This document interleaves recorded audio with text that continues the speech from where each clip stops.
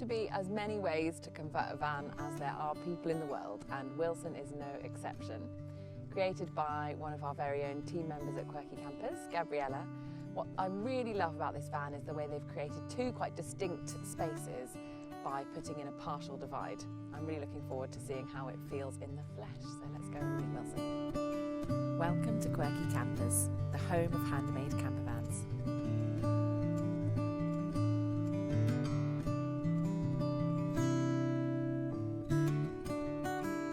I'm really curious, first of all, what made you decide to convert a van? Well, basically because we were going travelling last year and we were thinking of just buying one, but then you've got an engineering background and you've been seeing more and more handmade ones, and we were like, why don't we make our own one then to go travelling? We wanted to make it as homely as possible because we were going to be obviously on the road for 4 months, and we thought actually it would be nice to feel cosy. But then at the same time, we wanted it to be spacious, so feel like you had that room, because it's a tiny home, so obviously you're trying to do the most you can with that. The first layout we had was the one we ended up with. Yeah. We sketched one out, and then I think this moved forward an inch. But other than that, it basically was. We really like the partition because it gives you two actual rooms in one tiny room. And the other thing, because we spent a month in Norway, when you go to bed at night, you can pull a curtain across and it keeps it so warm, which is fine for when you're sleeping. When you get out in the morning to make the tea, it's cold in this bit, but warm in that bit. We have heating. And then put the heater on. We went all the way up to the Arctic Circle in Norway, and then we kind of spent the next 4 months going all the way back down. So we went through Estonia, Lithuania, Latvia, and then down through Hungary, Croatia, Bosnia, Albania, over to Italy, and then back home. Airing it out is a really nice feeling, because people come away and they're really excited, and then you can see they're thinking about doing their own vans as well, and they're trying to try them out, and so it was really nice.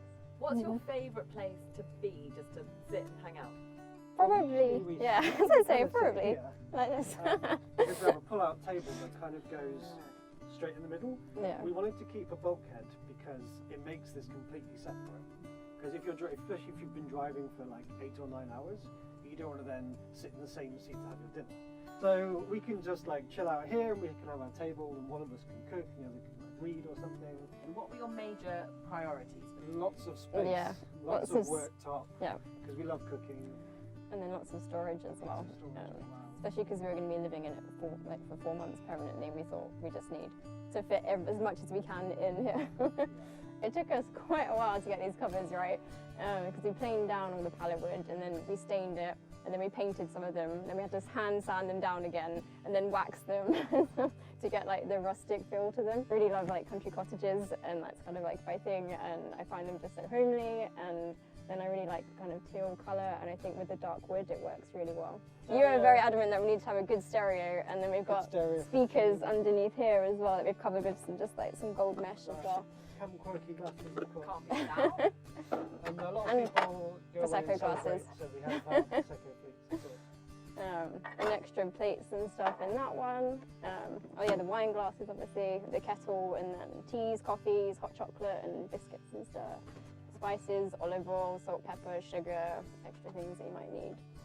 Kitchen, stock pots and things, and frying pans, and then also water heater. So we've got an extra 12 litres of water in here, because most of it is underslung, but we've got extra in here, which is purely just for hot water that runs to the tap. And that's your own system, isn't it? Yep. That's the bobble van system. Tell us about the bobble van water heating system. So basically it's a way of the air heater doubling up as a water heater. So we just have some heat exchangers and pump the water through it. It just means you don't have to have loads of extra, usually gas-fueled heaters. You only need diesel. Because it's a tank that is empty, lots of them you have to have a full tank of water at all times. But you can't actually use that water, whereas if you're off-grid, you want to try and use all the water you're carrying. So this one, you can empty that tank completely. We sent one to this prolific diesel heater YouTuber that lives up in Scotland. He's got thousands of followers and stuff, and sent him a free one. He reviewed it, said he absolutely loved it. And at the moment everyone's trying to put recirculating showers in, and so lots of people are saying, actually, can we use your hot water system for that? And designing a van, have a bin. Yeah. People forget bins recycling, Yeah. and dirty washing. Yeah. Like, all of those things people You don't think about until we were travelling, and then we're like, we need to buy a bin. And then we've actually made proper space for it now. These are just so we can have actual like glasses to travel with, but we've just attached them to the front with some hairbands so they don't move around. This was our Norway food supply cupboard because we filled Yeah. up in Denmark before we went with loads of food because Norway's really expensive. We just filled this with everything Yeah. we need. Brilliant. This bench seat actually has the toilet in it and the loo roll holder and stuff as well. And then handily we just cut a little space in the front here so for the flush it just comes out there, which is great. So at night just hop down if you need the loo, because that's generally like, so you just don't want to trek if you're at a campsite, you don't want to go outside. Keep our blinds in there. We've just got a big heavyweight like upholstery fabric, and then just put magnets in it, and that's our blind for here. Supply things like hairdryer that you can actually use on this, so it's not high powered. But clothes in there, and then we've also got 2 extra cupboards in the back which have a different style for clothing and blankets and things, because you can get cold. This was bought from a reclamation yard around the corner from us in Bristol.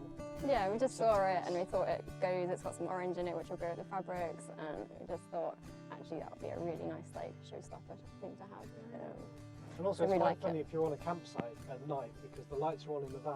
And this is Oh like gosh, yeah. heating, It does you like, just see this weird where's the van? orange and blue Oh, there it blob in the corner.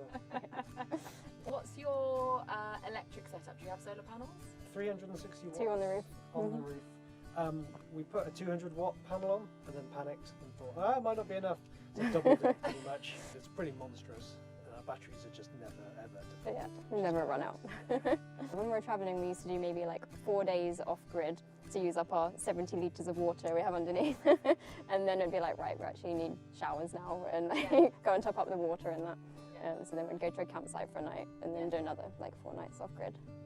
We have levelling ramps which Mhm. fit underneath there.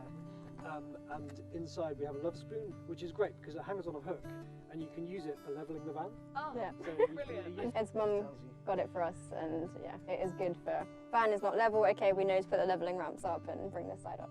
In Norway, even when it's like quite cold out, we're just sitting out, jumpers, sit around barbecue. This is nice. Yeah, we have our camping chairs. We have the chairs that actually match the table because they're a bit higher to sit on and eat. And then we've got like the casual laid back like camping chairs. To the van. Yeah, we've done his little Wilson's manual with everything in there so people can refer to, and then we've also got like a little guest book at the back where people write in there, which is quite nice. Brit stops book, Yeah. so people Central. can stop off at Yep. places, and then Extra usually if guidebooks. people have been somewhere, they put all the leaflets and things in here so that anyone else can kind of go to the same places. And then local maps as well, like the Mendips and stuff, because we live very local to them, so people use them.